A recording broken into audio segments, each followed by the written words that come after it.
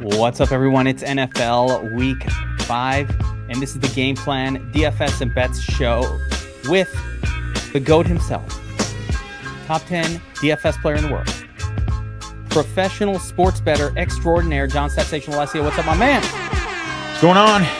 Week 5, man. Week 5. If you're watching this, I first ask that you just subscribe to the channel, hit the notification bell for videos when they come out, but I cashed another sleazy teaser last week, plus 450. It was nerve-wracking. I had the last piece was Chiefs minus 2.5. That was yeah, I mean, a lot of people teased that one down, which made sense. It was a good tease, but you got bailed out. Got bailed out with that call. The refs, you listen, as a Jets fan, like, I acknowledge the refs screwed the Jets over in that game. I think the holding penalty was the most egregious of all of the misses where Mahomes ran for the long first down, and that's how they put the game away. But, man, that game was crazy. Just the refereeing and all of that, because the Chiefs just wanted to lose. They came to lose. As good as the Jet defense is, and I love the Jet defense, that was really Mahomes just playing poorly in that game. I mean, those two passes were on him. I mean, the Jets didn't do anything fancy. As a sports bettor, it was on him. As a sports bettor, a lot of times what we talk about are the letdown games, right? So I want you to talk to me about the psychology of the letdown game, because I have this thought. So going into that Monday night game, the first thought I had was, why is this only minus 8.5? The Chiefs, in a ideal scenario against the Zach Wilson-led Jets, should be like minus 14. So I'm thinking, they're trying to get us to bet this minus 8.5, which, when the sportsbook try to tempt you on a side, you usually want to take the other side, right? And then we get this game where it's not like the Jets are playing great or anything. It's just you have the Chiefs playing poorly. Do you think it's just the letdown scenario of going up against the team that everybody thinks sucks? Is this why Arizona keeps being competitive? Because everybody kind of gets down for the game and they suck a little less than you thought. And now the other team isn't on point for this game.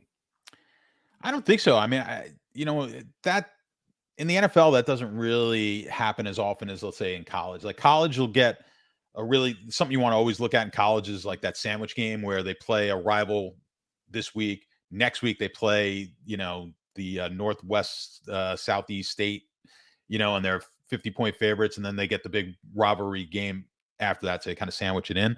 That's a good angle in college. Like the NFL is, these guys, they're pretty much usually they're up for every one of these games, and you can't really you can't say the Kansas City game being a primetime game with all the hoopla with the Taylor Swift nonsense and all that was going on around that game. Like they were primed and ready to play that game. I mean, Aaron Rodgers, I think, poor job even showing up at that game. That's just Aaron Rodgers being about, hey, what about me? Primetime game. Like, let me fly from California while I'm rehabbing here.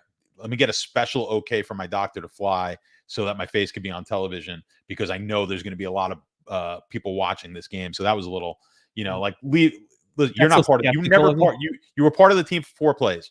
Like, let Zach Wilson have his time here. I mean, as bad as he's been, and the kid actually played decently, but I don't think, back to your original point with the line, I mean, the Jet defense is just good enough where this is a middle of the road team. Like, this team is this. Last year, they weren't bad. The whole reason that we were excited about this team going into this year is because of how good they were last year without a quarterback. It's the same situation now. They don't have a quarterback, but this is a team that defensively they'll keep you in. They could, potentially keep you in the games. I mean, you look at them this week. We'll get to it, but they've got Zach Wilson might have a monster week this week. It is not a bad spot for Wilson. I will say this. My theory is that they were all partying with Kelsey and T Swift and Mahomes and Brittany, and the whole crew, and they were having a good time, just kind of thinking, whatever, we're going to have, I think they were all like not head in the game. They were having too much celebrity overload. That's my theory about the Jets game. As far as Zach Wilson goes, though, I will say that this was the first game since he's been on the Jets that I thought he played competently as a quarterback. And that's saying a lot. The Jets have won games with Zach Wilson at the helm, but this was the first time and only time that he played competently, which at least is a better thing than him not doing that. So for the Jets, a little hope nugget creeps into the back of your mind space. Jets fans look pretty good. All right, so let's talk about the NFL Week 5 main slate of games. I am seeing that this Jaguars-Bills game is at 9:30 a.m., so that is another London game for the Jaguars in a row. Is this really happening? Did they go to another country? What the hell's going on? Well, you got Tony Khan, right? So he was the guy. I mean, since he's been in the league, like this was the talk. Like he would be the one owner that would put a team in London. So I think I would assume the team stayed out there. I haven't paid. I mean, much you're not attention flying to back it. and forth. They just stay there. Yeah. Yeah, I would imagine you just stay out there. So that's actually a big advantage to Jacksonville this week. We're not going to get too much into that game. That's a big advantage being out there. I mean, if you've ever made that trip, it's it does weigh on you. I don't know when Buffalo will go out there. I would guess you would go. I would think you would go on Friday. So you only get a couple of days to get acclimated to the time change and whatnot. So yeah, I would say it's an advantage to the team that's been out there. Yeah, interesting. But let's focus the main slate, John. And the first game that comes up here, Texans at the Falcons. The Falcons are 1.5-point home favorites in this game. It carries a 41.5-point team total. John, the Texans have been playing pretty good. CJ Stroud, it's time to accept that he's not bad. I mean, probably better than not bad, right? I mean, he's been really good. He's been really good. Yeah, I can't I can't say anything bad about this team. I mean, now they just beat the crap out of Pittsburgh, which is, I mean, this is probably the low point now for the Steelers. But Atlanta, I mean, just they're doing nothing in the passing game. So that's another team there's two quarterbacks from the same draft class there with Ritter and Pickett. Like neither one of these quarterbacks are looking very good. Now they've got an elite running game, but that's about all they have. So I don't know. Like in this game here, I don't know if they can hang with Houston. I mean, the public here, the problem is, and the public's seeing everything that I'm seeing. So I don't have any model or anything that really likes this game one way or the other. But when you look at it, you're like, boy, it certainly to the eye test looks like Houston's the better team. So when you look at the point spread of 2, that's about what a home field advantage is these days. It's 1.75 to 2 points. So what they're telling you basically is these teams are even on a neutral field. I don't know if they are right now. I mean, to me, it just looks like Houston's the better team. The line opened at 4.5. It has consistently dropped since the open. More of the money's coming in on the Houston side of this game. The total has been pretty split, 50-50. Let's see if there's any move on the total. Again, we're doing this on Tuesday, so lines may change, but yeah, the total hasn't moved all that much. But I think that line move is indicative of the fact that the public is really going to be on Houston in this game. I'm looking at your power ranking sheet from last week just to get a feel for Atlanta's defense, and I'm just trying to understand if they're good and where they're good. So it looks like they're allowing. Looks like the passing defense, they're allowing 55 more or 55 fewer yards per game than average to opposing passing games, while allowing almost 18 more rushing yards per game. Do you have the newest one up? Do you have Yeah, one it's up there. Oh shit. All right. Yeah, Whoa. yeah. Go on the website. Nice. Hang. All right. So I'm going to bring up the power ranking sheet for this week here. And let's take a look at this matchup, because I was really curious about Atlanta in particular's defense. And this is, John, this is your power ranking sheet, which is available on the Sharp app, sharp.app, to gain access to this power rankings for you. This is my number one tool for DFS, to be honest with you. I love this tool. So I'm looking at this game, and one thing that stands out, Atlanta is allowing now 41 fewer passing yards per game below expectation. Part of that, I think, John, is because of they have an elite cornerback in Atlanta. So this is probably not the Nico Collins game for DFS. It's kind of the Dameon Pierce game. Atlanta's a team you want to attack with your running attack. Dameon Pierce. Can we play Dameon Pierce in DFS? He got like 25 touches last week. I think that's my guy. Look at the if you bring the chart back up, look at the column right next to it, which I know you like. All right, hang on. Oh, should we attack this game column? They're like the second worst team, Atlanta, because of the fact that they've been so atrocious throwing the ball, and they're pretty good stopping the pass. So Yeah, this is not a team. So this column right here is the column that kind of brings all the numbers together, and like it's an expectation of how many yards above or below expectation this game should produce. And this is a bad one, right? So anytime you see a negative number, you want to avoid. You basically want to avoid any games with Atlanta. So it probably eliminates Houston from a team that we should be messing with this week in general. So I think overall, even the running back, I would tread lightly. I might even just cross this game off. yeah, this looks like a stay away. Flip side though, I mean, listen, Bijan Robinson is going to be somebody on my in my mix every week. I just like him, but beyond that, this one looks pretty Yes. ugly for Apologies. DFS purposes. What's Yeah, that? Bijan will definitely be in play. Yeah, Yeah. I think that's the best option you have in this game. And no bets here. I mean, do you take a stab on the Texans? Better Yeah, team. I think the Texans is the only way to go on this game. As of right now, I don't really love anything, but I would lean the Texans. I hate that it's the public side. It's not like the public loses every game, but it is the public side of of the game right now. Hate the public side. We love the public, but hate their side. I love my people. The people just don't like their bets. Yeah. Well, that's why you got to go to Sharp. Get Sharp. Exactly. Get rid of this. Round off the squares. Get Sharp. That's it. All right. We sharpen up you marbles. And listen, that's why they come to DFS Army, to bet like a pro. This is how we do it. Panthers at the Lions. Lions are 9-point home favorites. Panthers 0-4. Not looking great with Bryce Young at the helm. Right now, they're feeling the regrets. They're like, we took this NFL-ready quarterback ahead of CJ Stroud, and look what we got. We got a 5'10" interception machine. Can it turn around here for the Panthers? I don't like non-competitive game environments, but I will say the Lions have a massive team total in this game. Yeah, 9 points for me is not something I like to lay, John. As far as on the betting side? Yeah, I don't lay 9. I don't lay 9. I'm waiting for this game. I'm hoping to get 10.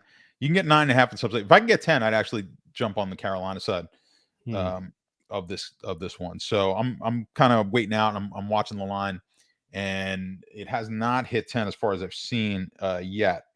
So I don't think I have not missed it. I've been waiting for the 10, haven't missed it. 9.5 is the best we've gotten, and some places you can still get the 9.5. So I do like it. I do like the 10. Now the public on this one certainly going to be on Detroit. No one's betting. No one's going to bet Carolina. So when we look at the money that's come in, it's almost 9-1 on the Detroit side of the game, and the over is just getting hammered as well. It's like almost all of the money has come in on the over. And when I look at the Sharp report, which this is like, it's a must-have for you if you're a handicapper. And Anthony basically posts this in the app and in our Discord, just letting you know, like, where there's one specific very sharp book has sharp money or the square money, the public money, where it's coming in at. And again, this game is a big public game. The handles back that up, and Detroit is where all the money's coming in. Yeah, I'm not touching that. I'm not touching that bet, but I'm looking at this game from DFS angles again. So once again, I'm going to bring up the power ranking sheet because I think this is very telling in this specific game. And you see here, Panthers running game is a disaster here, expected to only produce 48 rushing yards and 192 passing yards. This is a disaster. Stay away from this offense completely. No Thielen. No, I'm out. He's too expensive. It's ridiculous. Unless Andy Dalton is in charge. Hell no. The only player in this game of interest across both teams for DFS purposes is David Montgomery. He is Detroit's looking at 151 rushing yards in this matchup, and most of those should go to David Montgomery. By the way, I want to point out, because I had some Twitter arguments with some people. They said, why did you play Devon Achane, and Mostert last week? They said, only donkeys played them. So, well, what was the issue? Well, the mean projection wasn't that great for either guy, which is true because they're only getting 14 or 15 touches.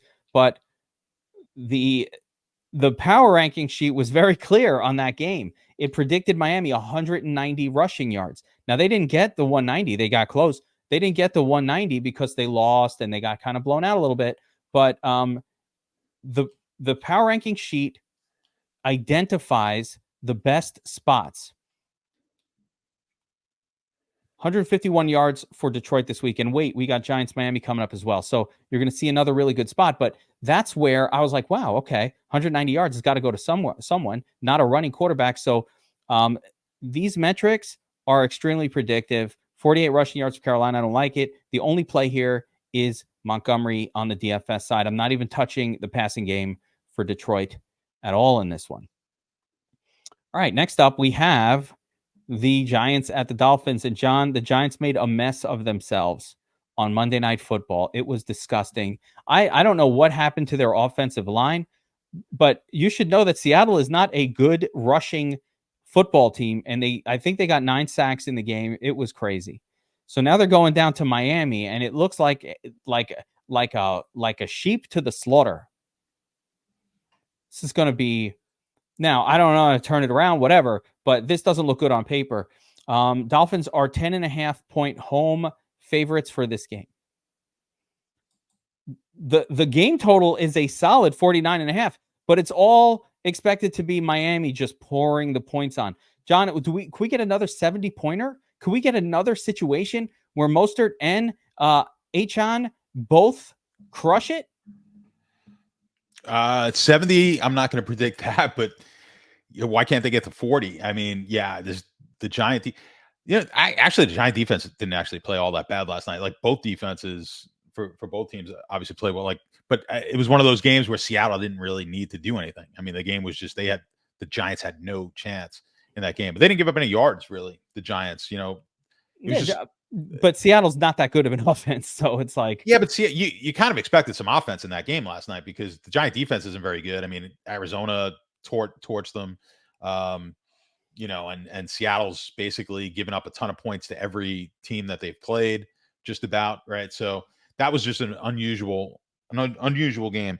This Miami offense, all right, I wasn't expecting them to go into Buffalo and win last week. I liked Buffalo in that game. I think it'll be a different story if the game means something. They don't play until the last week of the year. They get Buffalo at home, so we'll see if that game means anything. But typically, I love to jump on a team like Miami that got blown out this week. Problem is they're playing another team in the similar situation. So I'm kind of neutral on this game. I would lean more towards taking the points, but I'm not going to touch this game. I'm not going to bet it at all. I think the public's going to be on Miami as I look at it now. Yeah, the money has all come in on Miami so far. It's moved the line. I mean, the line was going to open at 8.5. And after that game last night, it's moved up to 11. So deservedly so. I mean, this Miami defense isn't terrible, even though they got torched last week. They're not terrible. So we'll see.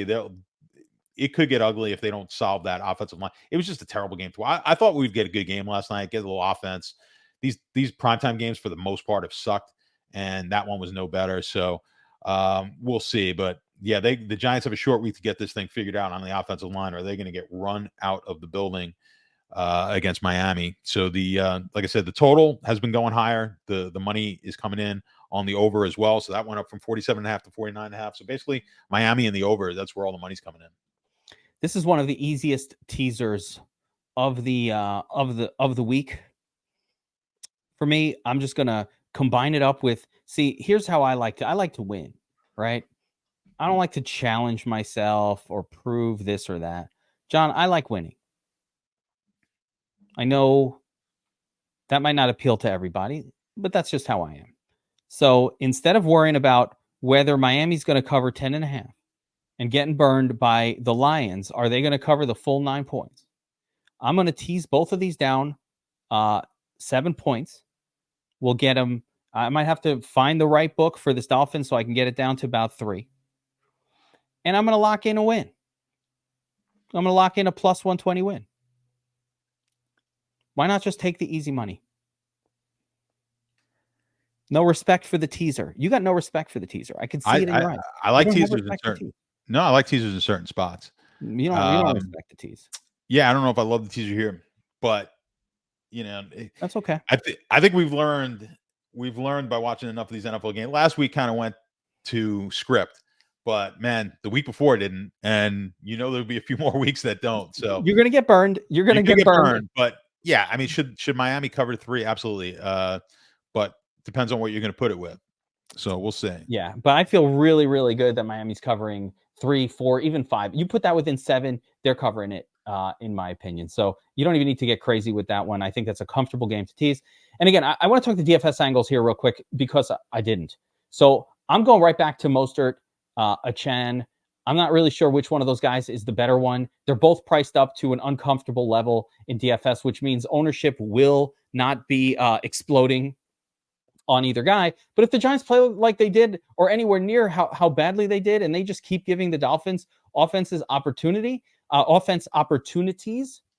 they are going to get destroyed. And the Dolphins could pull another Denver and just run it down their throats again and again. I don't even mind crazy tournament milli maker winner approach of both of those running backs in the same lineup. So I'm going back to it. What I'm not going to do here is probably play Tyreek Hill and Tua, because I just think that the game is going to be too easy, just like the way that the Seattle offensive pieces this past week didn't really need to do much and didn't give you any kind of tournament winning numbers. I'm a little nervous about that. So I don't think this is a 2 a week for me. There's too many good QBs to pay for, and those aren't them. All right, John, next up, this is a game that looks like DFS poison. The Saints at the Patriots, 40-point total. Patriots home, 1.5-point favorites. This does not stand out to me in any way for DFS angles. I don't like anything. I like Patriots defense a little bit. From what I saw of Derek Carr last week, John, the dude still can't throw. He's got a shoulder injury. He was 1 for 6 on passes targeting Chris Olave. That doesn't happen if your shoulder is not screwed up. All of his targets wound up going to Alvin Kamara, but with just right near the line of scrimmage. It was like he couldn't throw more than 10 yards. This is not a good scene. And this is going to result in a very, very bad performance by the Saints offense on the road at the Patriots. You could bet the Patriots here, as bad as the Patriots have been. I think you could bet them here. And that's what I think, that don't touch any of this except for maybe Patriots defense in this game. What do you say? I got to look deeper into the injury, but injury aside, I would love New Orleans in this game, but you cannot trust this guy. Trust me. That's the problem. You got to worry about the injury. 39.5. I mean, it's just, as far as DFS goes, just too low a total. And both of these defenses are pretty solid. New Orleans played pretty good defense. What's interesting though, the line's not going in that direction of we're worried about the injury. So this was 2.5. It's down. It got down to 1.5. So it's kind of moving in the direction of the Saints. The Patriots have their own issues. They've got issues at quarterback. They're coming out of that game. They bench the quarterback. There's fear. I don't think there's any. So I think that is affecting the line more than people not realizing that if you watched the game, I don't think people watched the game. If you saw, the guy cannot throw. I don't know if that means he won't be able to throw next week. Like an injury, I don't know how to judge week to week. I'm not a doctor. I'm not an arthroscopic surgeon. But the dude could not throw last week. He only was completing passes to Kamara within 3 yards of the line of scrimmage. That was it. 1 for 6 to Chris Olave. When does that happen? It was gross. It was gross, John. So I'm expecting more of the same. So I'm going to kind of use what my eyes told me and say that he still won't be able to throw. He came back too soon, was scared he was going to lose his job to Jameis Winston. Really, why did he come back, John? Why did he do it? Yeah, I mean, the way he looked, there was no reason. You have a pretty competent backup. They probably got one of the best backups in the league. I mean, of all the backups, I'll take my chances. We know there's no backups that's great, but like the upside of Winston is far better than probably. I can't think of a backup in the league with more upside.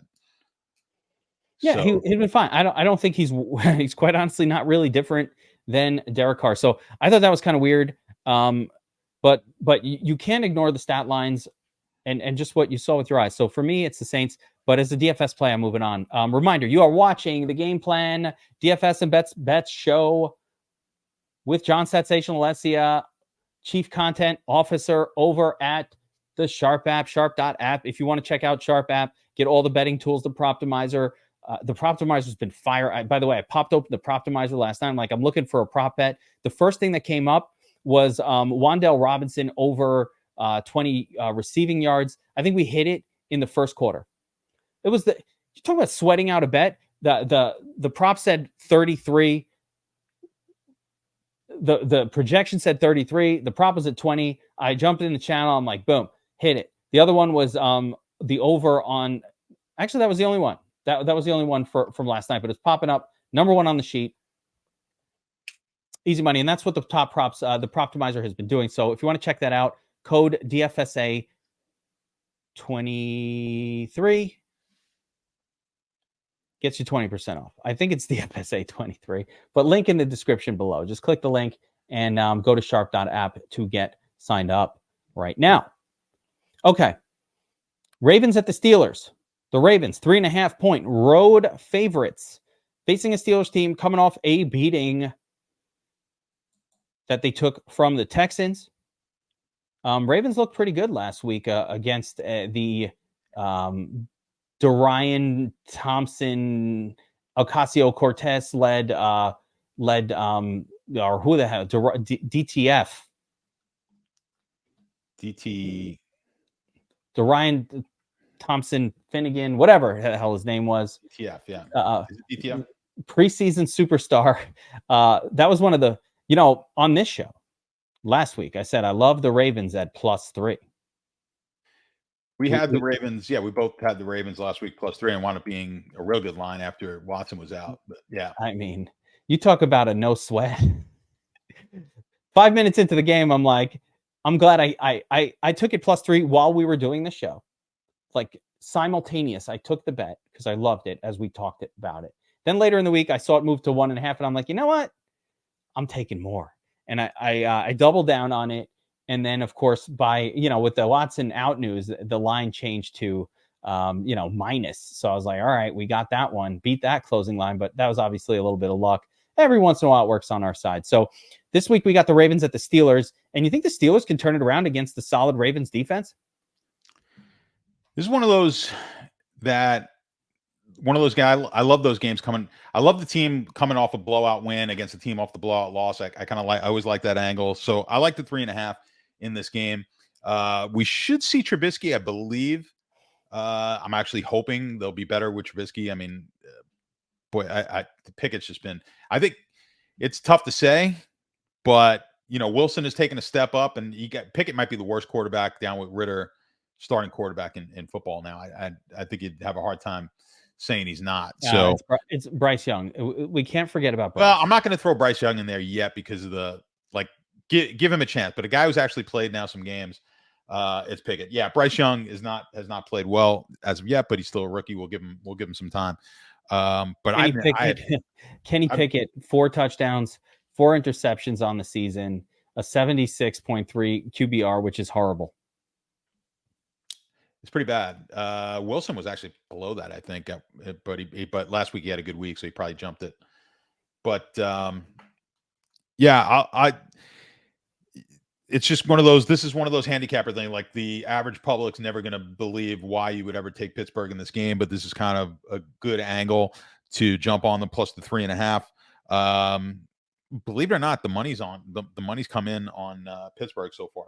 But the Sharps, what happened was here, the Sharps took this at 2.5. They took it at Baltimore -2.5, which has now pushed this over the 3.5 mark.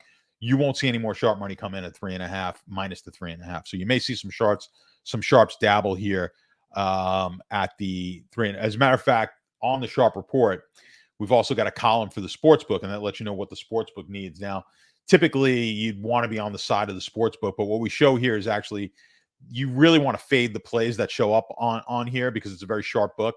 So Baltimore -3.5 actually shows up on the sportsbook side, which is a fade play. You'd want to take Pittsburgh. So and that's kind of what I assumed would happen, where the Sharps came in at -2.5, which is a great number. And now that it's over the 3.5, you won't see any sharp money hit Baltimore now. if sharps are going to come in, they'll take the Pittsburgh side at the +3.5. But again, another low total, another game that just does not look very good from a DFS standpoint. Untouchable in DFS. 38.5-point total is a full avoid. Division rivalries are generally an avoid. So there are red flags after red flag after red flag. Don't want anything to do with this one. But I will tell you a game I do want something to do with, John. Uh-oh. You're not going to like this, what I have coming for you. But the Eagles at the Rams. Eagles on the road, 4.5-point road favorites with a 50-point total, 50.5-point over-under. Both teams have fantasy scores galore. Everywhere you look, this is a game stack. This is a team stack. This is boner alert. Uh-oh. Boner alert. That's the game. That's the game that you want to target at DFS this week. Puka Nacua, Kyron Williams. Yeah, the talking Cup might be back this week. We'll see about all that, right? He's off the suspension, but I'm not sure if he's going to play this week. We'll find out. If Cup is back, then obviously Puka is less interesting because you can't pay the iron price for Puka with Cup there. But in general, I love both sides of this game. Jalen Hurts finally in a potentially competitive matchup. Last week it was A.J. Brown. Usually 1 week A.J. Brown, the next week Devontae Smith. Maybe even we'll get a Dallas Goedert sighting in a game like this. But my favorite of them all is, and actually I want to crack open the old Statsational model here as well. Let's see what sides actually stand out. But DeAndre. Oh yes. All right. Check this out. This is once again why these tools are so important, John. I fucking love this. Thank you for putting this on the Sharp app, and for everybody who is a Sharp app subscriber. I hope that this is something that you're using to help your game. So check this out. Eagles rushing expectation 167 yards. Interestingly, the expected passing is low at just 198, meaning that the assumption now, of course, Jalen Hurts gets some of those rushing yards, so you can't fully assign that just to DeAndre Swift. But what I noticed is that last week, Swift got about 85% of the running back opportunities.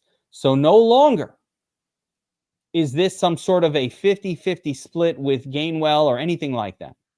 Now it looks like this is Swift's backfield. And in a game where the Eagles are projected to rush for 167, that's super green. Swift is, for me, one of my favorite DFS plays of this slate. The fun thing about Swift is I can use him in a non-Hurts lineup, so I could throw him in with my, lineups built around the other sexy game of the week, which we're coming up on. But as far as the Rams side go, again, Statsational model right here shows that the Rams should be expected to throw for some serious yardage. Not loving the running game, so maybe we get away from Kyron Williams here and get onto Puka, not Tank Dell, but who the hell, Tutu, Puka, and all of that we have going on the Rams side. What do you think, John? Yeah, I mean, just to go over the betting a little bit, we've got no real sharp money on this game. The line moved from 6.5 to 4. I think the Rams have just looked, better than maybe we had initially thought. I know they went to overtime last week, but the Colts are actually better than we thought as well. So, and Philly's 4-0, but not impressive 4-0, right? I don't want to shit on them, but they have not shown us the Philly, like the well-oiled machine that we haven't fully seen the offense click. It will happen though. I think more so is the defense. So we haven't seen the defensive side of the ball really play to what we would expect. Gave up a ton of points last week to Washington. Let that game go to overtime. The only game they looked really solid in was the Monday night game against Tampa Bay. But other than that, this defense has not played all that well. So, I mean, even that's why in the rankings, I think they're like 9th on the rankings because of that, because the defense has just not been strong. Now, the money's coming in on the Philly side of this one and the over. So we've seen, like I said, Now, the money's coming in on the Philly. This is interesting, right? So when you get the money coming in on Philly, yet the line moving the opposite way, I call that a reverse line move. So keep an eye on that. Reverse line move would tell you that the Rams would be the play. Typically on those type of plays, the only reason it would move that way when the money's coming in one side is that there's some sharp money coming in on the Rams side of the game. So we'll see about that. And the line has steadily moved to the over since it opened. The money's coming in that way, and it's moved that way. I'm just going to double check and see if we do have anything sharp on this one. We don't as of yet. So yeah, the money just has driven this one 4 points more, 4 points higher. And I think that's, again, it's the lack of defense that we've seen from Philadelphia that's causing that. This could be, unfortunately, I don't play Matt Stafford in DFS, but I think the way to take advantage of this over is, of course, loading up on the Eagles offense, and the Rams pass catchers is probably the way to go. I'm going to allow the projection to sort of tell me that Kyren Williams is not the great. I still think Kyren Williams is a good play because of the volume he's getting, but maybe he's not in the smash spot that it maybe appears that he's in at first glance. And maybe we want to get the Puka Tutu combo going instead here for this one. But that is one of the games to build around this week, John.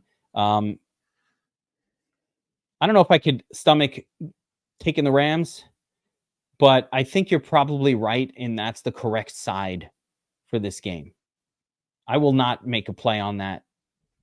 I think if I was doing it, I'd have to tease it up. I always want to tease it. I want to win. I'd have to tease it up.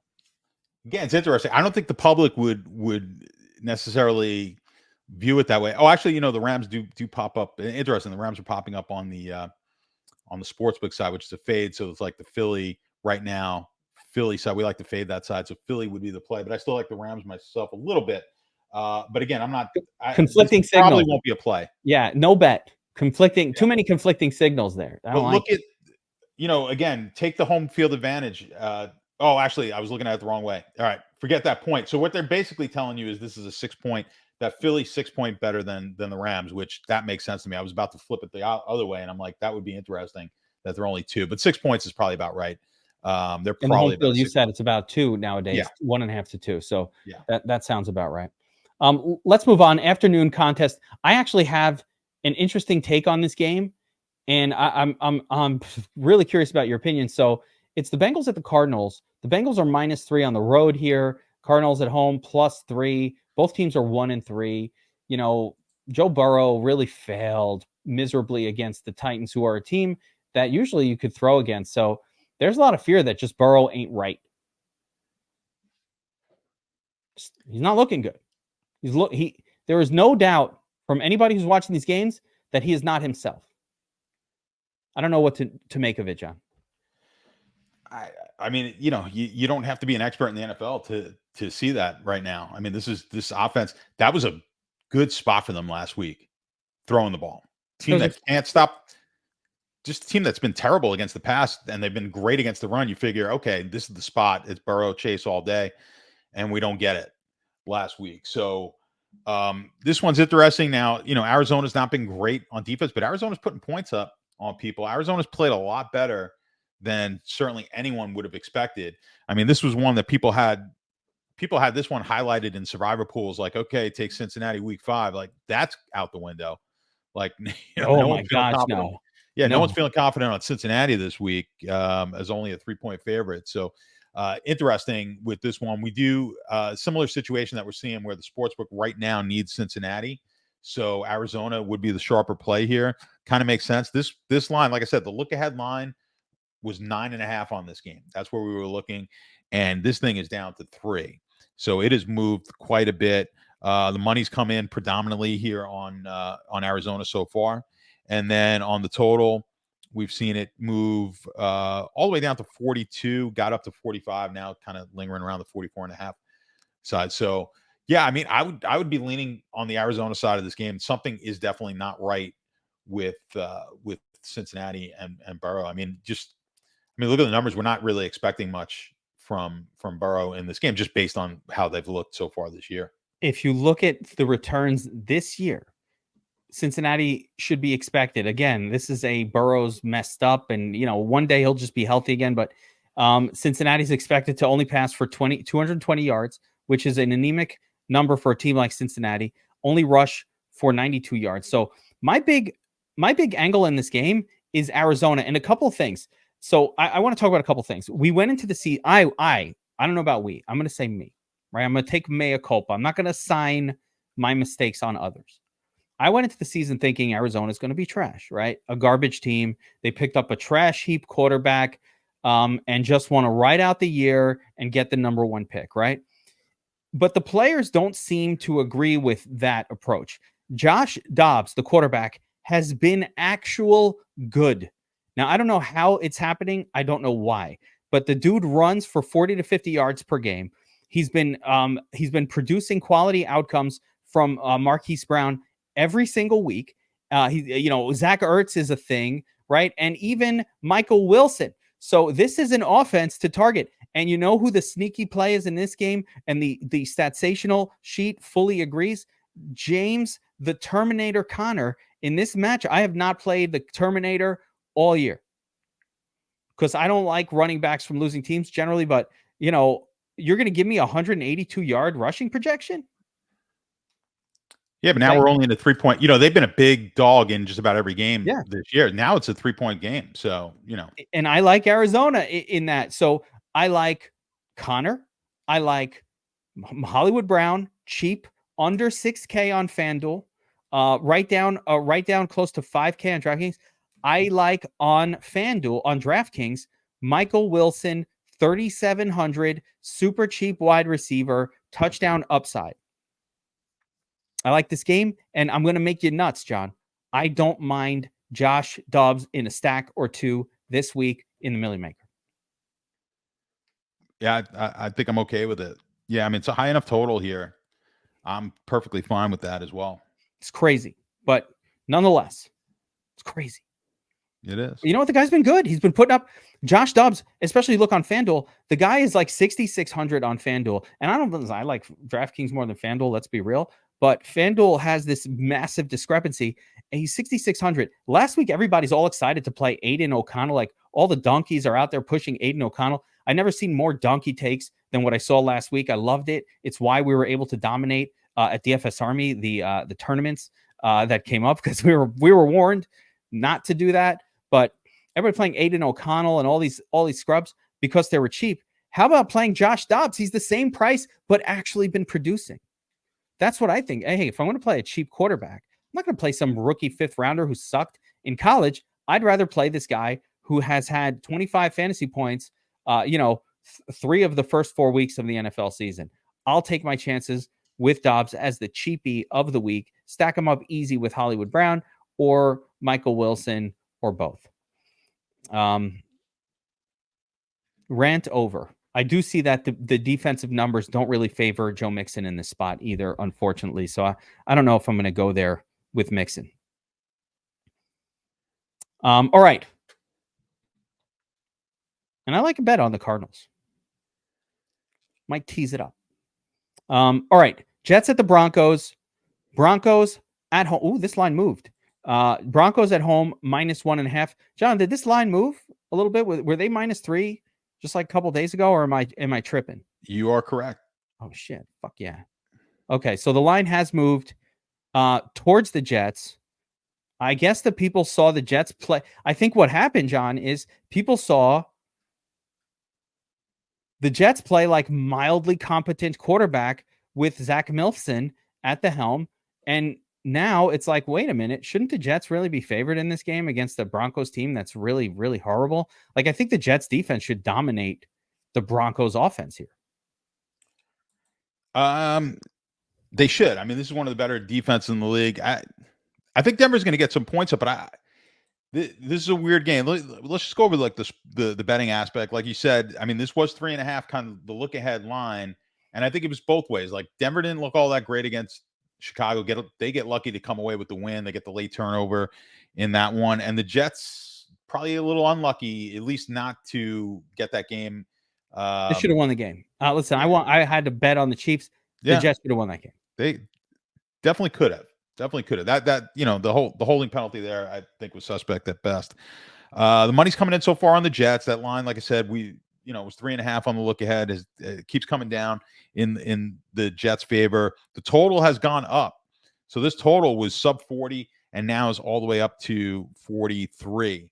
42.5, 43.5. You can get it anywhere in that range. So they're looking for more points. Where's the money coming in on the over? Of course, we're not seeing anything sharp yet on this game. I mean, this is the first time ever that I think you're like, Zach Wilson is now in play here after looking at what, I mean, Fields has been one of the most inaccurate quarterbacks. He had, how many passes in a row did he complete? Like, his pass percentage last week was insane. He threw for, it had to be the most yards he's ever thrown for in a game last week. So, and I mean, Denver could not stop Sam Howell. Denver, I mean, against Tua was just that, we know what happened in that game with the running backs. Denver has not played well at all defensively. So I think you got to sprinkle some Zach Wilson in the mix here for DFS. It's so crazy to think such a thought, but maybe, right? More so, you would think that the Jets running backs could feast in this game based on, Khalil Herbert and Achane and Mostert and what all the running backs have done against Denver. I don't know if I feel like I want to trust Breece Hall. I feel like I want to. I don't know if I feel like I'm going to trust him enough for like really, really like a core play. Let's say I'm definitely going to have exposure. I'm not sure I can core play him here, but luckily Garrett Wilson, you don't really have to make too many decisions. He's a little overpriced across most of the DFS. So it's like, I don't feel a lot of pressure there unless I was going to go nuts and start Zach Wilson, which do you go that far, John? Now, just real DFS game. You go that far? You're going to have some Zach Wilson lineups this week? Yeah, I think you have to. Unbelievable. Yeah, that's how you win. That's how you win. When that Yeah, works out. I mean, there's too much potential. I didn't look at his. I mean, what can he? He's got to be like in the low 5,000s, I would guess, something like that. He's super cheap, 5,300. Like, he's one of the cheapest QBs. They're not going to price up Zach Milson. It's a tricky week. Like last week, I anticipated a lot of the stacks that I really like, which wasn't going on a limb. There were stacks that other people liked as well. And they did well. We had quite a few stacks hit that key 60 number. Like, and when I say stacks, I mean the quarterback and their pass catcher. Like, you're looking to get 60 out of that combo when you're stacking them. And there was, top of my head, there was like a handful of them that reached that point. I think this week's going to be a little trickier. We don't have as many good games here this week. So we might be able to get away with a cheap quarterback here and then just get some good pieces elsewhere. I'll tell you right off the bat, and you're right. Last week, Allen and Richardson and a lot of QB Fields, didn't acknowledge Dobbs came through. A lot of the QBs came through. This week, as I look through the list, you got Mahomes, Jalen Hurts, Richardson is always in play. I don't even think we got to that game yet, but Cousins, and then you get into the cheapies. Maybe Stroud, maybe Dobbs, maybe Wilson. That's it. Yep. So, it's a smaller player pool for me this week than last week. Although I had a very tight player pool last week as well. And for the most part, I just loaded up on Richardson and Josh Allen and Tua. Tua didn't work out, but the other two did. So that was great. What I will say in this game, though, is I'm not really interested in anything on the Broncos side at all. Like, I don't, there's nothing I'm interested in. Just nothing. I don't want anything from the Broncos. Isn't it crazy to say that in a game where a team's favored and that you like pieces on the other side of the game? That's very weird, which means you kind of like the Jets in this game. Yeah, I think the Jets win the game. I actually feel very confident that you could take a bet on the Jets here. I think my ratings, I've got Denver as the worst team in the league, even though they won that game last week, because they really shouldn't have won that game. And when you look at the stats, it kind of bore that out. They just get lucky there. I like the Jets in this game also. I don't know if I've ever bet on the Jets and won the bet. Like, I might that might have never happened. Maybe you want to tease them up. Add it to the teaser. Maybe you want to tease them to make 8. sure. Just make sure, Kev. You know what? Tease them. We've already got. Wait. What are the teams in the sleazy teaser? Right. It's like we've already got the Lions. We got the we've got the Dolphins in there. Just tease up the Jets. Let's add some points to that just to feel a little confident. But I actually think the Jets win. I think there's some merit to like a bet there where the Jets, you just take the money line also. But yeah, I'll probably put it in the teaser. I'll tease that one up. No question. Did we talk about Titans Colts? Titans Colts, we did not talk about. We missed that one. That was 1 o'clock. So, all right, good. So that's a game because I'm like, wait, there's a lot of DFS angles in this game. I don't realize I missed it. So Titans at the Colts. Titans are +1 road underdogs in this game. It carries a 42.5 point total. I'm just going to say for DFS purposes, number one, I don't take any pass catchers from the Titans at all. They're a disaster when it comes to throwing the football. I'm not super interested in anything going on in the Titans, but Derrick Henry is always in your, always going to be in my running back mix when his team is at least in a close matchup like this, where I do expect a close game. The flip side here, I just want to mention that Anthony Richardson is in play every single week, no matter what you see going on. He is not as safe of a play to me as someone like Jalen Hurts, who is basically the same guy, but very good at the throwing part of the game. So he's not as safe as Jalen Hurts, but he has as much upside. We saw last week he had a shit game. He salvaged it with some weird. If you watch the game, the way he throws the football, it's scary. You cannot believe that he's completing the pass. A few of them were just like these flips and stuff, and they got a little lucky.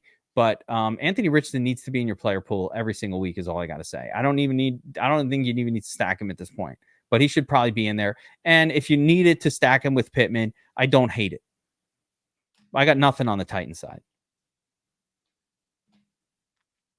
Yeah. I mean, I got to agree with you from the DFS. I like Richardson probably more than you do, but again, nothing in the first half and then he gets you 30. So, and you were on him, right? That was one of the quarterbacks you said you had. So these are my core plays, and man, I was nervous. I was like, too. I was pretty heavy on Richardson last week myself. So I played him in cash. Like him. Yeah, I played him in cash. I was worried about. I was just worried about coming off the injury, coming off a concussion. Did they reel him in a little bit? He didn't run for nearly as much as maybe I mean, he had 56 yards, but a lot of that came later in the game, 10 attempts. But we'll see. A lot of his value is the fact that he ran in. I mean, the game that he got hurt, he ran 2 touchdowns in, but he's got 4 touchdowns now. He's going to keep doing that. I mean, that's where he's just going to keep doing it. It's what he does best. I mean, that's the value. Yeah. If he could throw for 200 yards, throw for a touchdown and run for a touchdown, like that's the points that we need. So yeah, from DFS standpoint, I mean, Tennessee is just, you're right. I mean, it's like Henry, and you just can't touch anybody else at all from Tennessee. But we do want to, I know it didn't work last week, but we want to target quarterbacks against this team, and we want to target wide receivers. So I like, put him in there with Pittman. I'm cool with that. The betting angles, the line is really not really moved all that much. It's kind of stayed where it's been. I mean, you're basically taking the Colts as a slight favorite in this game. And when we look at the total, not a whole lot's going on there either. It's kind of stayed stagnant. And because of that, when we look at the money's kind of even on this game. So it's like the public really doesn't know where to go. I haven't seen any sharp money coming in on this game. I haven't seen public money one side or the other. So, and I'm kind of in the same camp. I really don't like a side. I mean, I would lean towards the Colts here just because I really like what they're doing. But Tennessee's a team that's always, to me, they always play better than the team. So I guess you got to give credit to Vrabel for that. They pull out the win. They seem like they exceed what their expectations are to me all the time. So I've been on Tennessee almost every game this year. I'll be off them this week, and I won't be on the Colts either. I've had a lot of Colts as well. So this is one I'm just going to kind of sit back and watch. I like it. Yeah, their performance is greater than the sum total of their parts, or something along those lines, right? Yeah, I don't think I could bet that game. If I did have to bet it, though, I think I would actually be leaning on the Titan side. But I'm not taking a side on that one aggressively at all. So, guys, if you're watching this, let us know who your favorite quarterback wide receiver stack is in the Week 5 main slate, and what we'll do is we're going to give a free month of Sharp app to any new user from Sharp who can hit the perfect QB wide receiver stack in this one. So drop a comment in the description or in the comment section telling us who your favorite quarterback wide receiver stack is for the NFL Week 5 main slate. All right. This is the last game, and I got another one. Uh-oh. Boner alert. The full version of that song is pretty awesome, by the way. Just Rihanna. But another awesome thing is I've been playing that clip and we haven't been getting YouTube striked for it. So apparently the Lonely Island Boys are cool with us playing a couple bars from their song. Appreciate it. Appreciate it. Chiefs at the Vikings, John. 53-point total. This is the game that stands out above all the others this week. Two fantastic offenses facing off. Chiefs are on the road, 5.5-point road favorites. The Vikings at home in the dome, all the weapons intact. Let's start with the betting angles, then we'll talk some DFS. Yeah, so I mean, you said the game's at 5 is Kansas City -5, 52.5 to 53.5, depending on the book where you're at. Line's been kind of bouncing around. It got to 6.5, then quickly went back to 5. Let's check the total quick. The total 51.5 has been bet up to 53.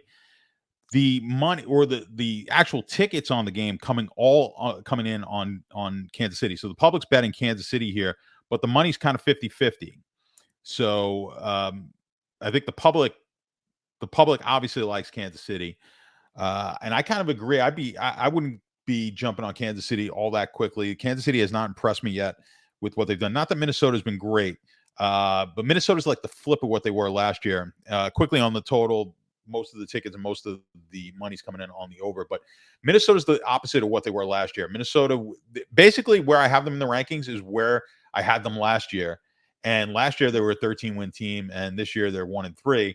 And it's like, but this is the team that they are. So it's kind of regression to the mean. If this team was 3-1, which they easily could have been with some of the games that they've had this year, this line may be down to 3. So I would actually lean a little bit towards the Minnesota side. I don't really like the game as a bet, but I wouldn't be jumping all over Kansas City here. I think Kansas City right now, you're betting them on reputation and not what they've done during the year. Granted, the record's 3-1, but have they been that impressive? I mean, could have easily lost that game last week. Mahomes look at the low yardage prediction on the power. Well, look at what they've done. Like, they look terrible against Jacksonville, and Jacksonville hasn't been world beaters so far this year. They lose the game to Detroit. And what was their other game? I think they had one really good game in there week 3 that I'm forgetting now who they played. I can't remember, but what every one of these games featured the same situation, which is, Kansas City really lacks wide receivers that are good. And I think that's really holding them back a little bit. I think they had the no Kelsey game, which was a disaster from an offensive standpoint for the team. I think that was that week 2 game. And then now you've got the whole T-Swizz thing following the team around. It's fun. It's fun to talk about. But like I'm telling you, that team was distracted because of that going into that Monday game, and everybody was out partying in New York City. It's Sunday night, you know what I mean? So like there are some issues going on, but I think it's more personnel wise. Like the Chiefs just don't have a good wide receiver. They don't have a competent wide receiver. They'll take competent right now. Like Martez Valdez-Scantling, I'm sorry, bro. That dude sucks. Like he drops passes like he's a high school football player. You shouldn't drop passes when you get to the National Football League that any high school kid can catch, and he does that. So it's like he's no good. Kadarius Toney, I don't know what the hell, but that guy, the minute you think he's good, is a disaster. I don't know what's going on with him. But he got speed, he got talent, but he's got something wrong in the head. And he got kind of Sky Moore and Rashee Rice. Like they just have nothing going on at wide receiver. I think somebody can emerge, but right now it's tough for Mahomes. Mahomes making dumb mistakes against the Jets, just off his game. Like not mistakes, like out drinking the night before level mistakes. You ever go out drinking the night before and then you got to make decisions the next day, John? All the time. And you make poor decisions. Yes. So I know through the grapevine that you're known for making the poor decisions while you're out drinking. I'm pretty good with that. At the club. It's always an excuse. You just use that as an excuse. There's a trail of stripper tears all across Tampa. Yeah, I mean it's a fun story, but that is not true. I will believe that story regardless of how many times you deny it, sir. Not true. Regardless of that, I will believe it. Yeah, Kansas City, Minnesota. It's weird because as much as it stands out as the game of the week, again, the power rankings do not really scream. Because lower that the one Kansas City game we forgot was Chicago. So it's like, okay, we know what you get there. So that was the only game they really looked great. You don't get credit for that though. The You don't power get rankings credit. discounts that game because everybody's tearing up Chicago. Right. So look at their other games. Jets. Okay, Jets really good defense. But this is the Chiefs. Like the Chiefs are supposed to just come out and roll people. Didn't look great in that game. Jacksonville just, that game was terrible. And maybe the Chiefs defense has played better this year for sure. Have they? Let me present a different angle for this game. Everybody, it's the Chiefs. You want to load up on the Chiefs, but the reality is it's the Vikings that don't have a dominant running back. So they're basically forced to do their scoring through the air, right? The better quarterback between Mahomes and Kirk Cousins this season from a fantasy scoring perspective has been Kirk Cousins. He's cheaper. He's connected with stacks galore. And when I say stacks galore, it's difficult to figure out which one. There are so many of them that you're kind of like, oh yeah, I'd like to play him with Justin Jefferson. Or sure, I'd like some TJ Hawkinson action, right? But then you're like, hey, wait a second. Everybody forgot about Jordan Addison, but in up passing games, it's Addison who's going to be the most correlated with a positive game from Kirk Cousins, the captain. So for me, I like the angle of attacking the Vikings. They're at home, they're in the dome, they're comfortable, and they have stack options galore, as opposed to Mahomes, who, while I think personally will have a good game, outside of having to pay up for the tight end with Kelsey, like you don't feel good about Mahomes with Rashee Rice or Sky Moore. You don't feel good about that stack. You're kind of thinking this stack is going to fuck me. Like I don't think this wide receiver is going to do what I need to get me the 60 points that I need for my stack. Like the problem is when Mahomes gets you 35, there is not another 25 pointer that you could pair him up with. Who's that? There's no one. No, and it's when the team plays, but now the Minnesota defense is not that good. But in the future, if these wide receivers are going to be as bad as they are, it's going to be tougher actually on Kelsey. I don't think it helps Kelsey. I think it hurts him because now you could just start double teaming Kelsey here and just let someone else beat you. I mean, that's how I would play it against them. Kelsey didn't do much Sunday night. Jets were able to pretty much keep him in check. He was out the night before. Yeah, I get it. It was a big game in front of his girlfriend, but but like he was seen like leaving Taylor's hotel room like the next morning, like snuck out after curfew kind of shit. I'm telling you, shenanigans were going on because it's T-Swizz. She's like, she calls up Travis and she's like, hey, Ryan Reynolds, Hugh Jackman, and Blake Lively are all hanging out. You want to grab Pat and Brittany and come over? And he's like, okay. You know what I'm saying? Like, what would you do? I'm a professional, John. Yeah, no, I'm a professional, man. So, but Hugh Jackman is hanging out. I actually ran into Hugh Jackman one time at a club in the city, so I've experienced that. Was Blake Lively there too? Because no. At some point when Blake and Ryan Reynolds is hanging out, you're like, Deadpool's here. Wait, Deadpool's at your house right now, and what's he doing? They're like, oh, he's got his tequila. Ryan Reynolds got some tequila. Oh, he brought some tequila. We're all having a party.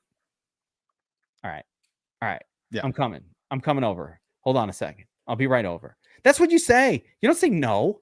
Who the fuck would say no? It's a night game. You got plenty of time to rest. Yeah, we'll sleep in tomorrow. Don't worry about it. You know what they weren't doing while they were hanging out with Ryan Reynolds and Blake Lively? They weren't studying game film of the Jets.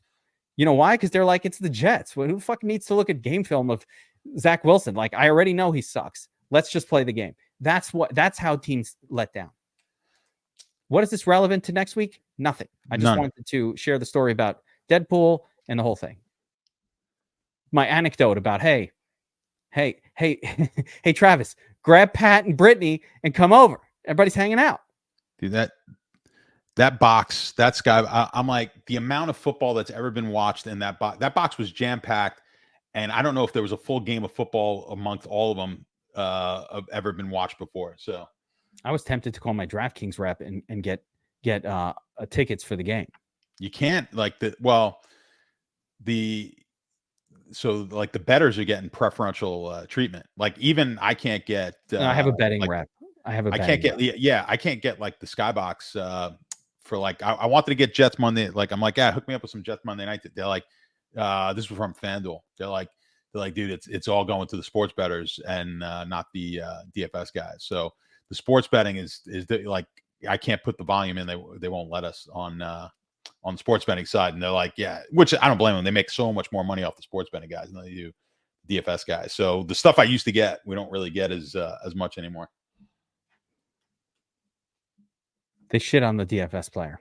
Yeah, they don't make their money. It's like the poker guys. Like the reason back in the day there weren't that many casinos that had poker is because the house doesn't really make that much money off poker. But then they were forced to do it because people actually were coming to play poker. Yeah. They'd much rather put a slot machine in there. They make a lot more per square foot on a slot machine than you do on a poker table. Greedy bastards. Mm-hmm.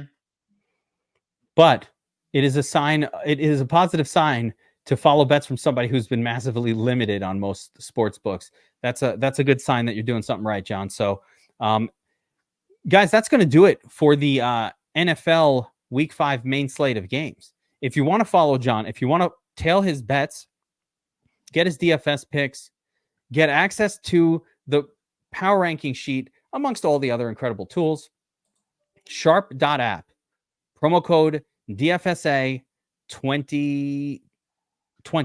Yeah, I think it's 20 actually. DFSA 20 knocks 20% off. It's exclusive for YouTube watchers of the DFS Army channel. DFSA 20% off your Sharp app subscription. It's like $39 a month. Totally worth it just for the Proptimizer alone. And of course, the community, the bets, just following John's plays.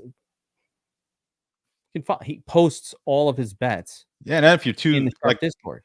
We got all the top, like the Proptimizer tool is honestly just for the Proptimizer tool, you're getting way more value than you should. Like for the price, it's ridiculous. But then if you're even too lazy to go through the Proptimizer tool and look at the top props, I go through the tool myself and then I just post the props from that tool, the best ones that I think of. I had 2 props last weekend.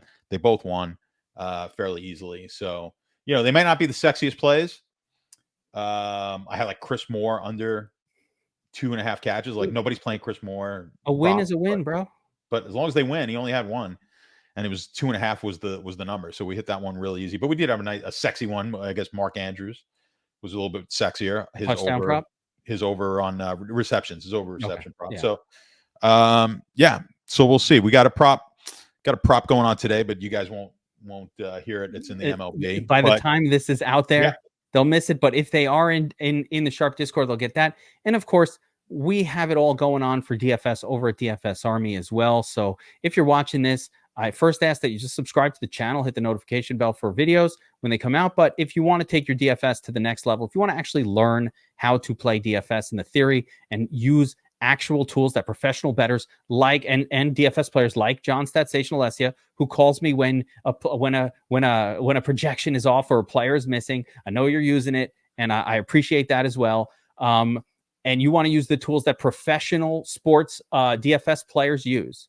You can sign up at DFS Army. We teach you how to use the tools. Our theory, our theme is turning average Joes into DFS pros. We've proved it again and again and again and again. Look at the top of the leaderboards for the contest that you're in. It's a DFS Army avatar up top. So make sure to sign up for DFS Army. Promo code GEEK gets you 10% off your monthly dues.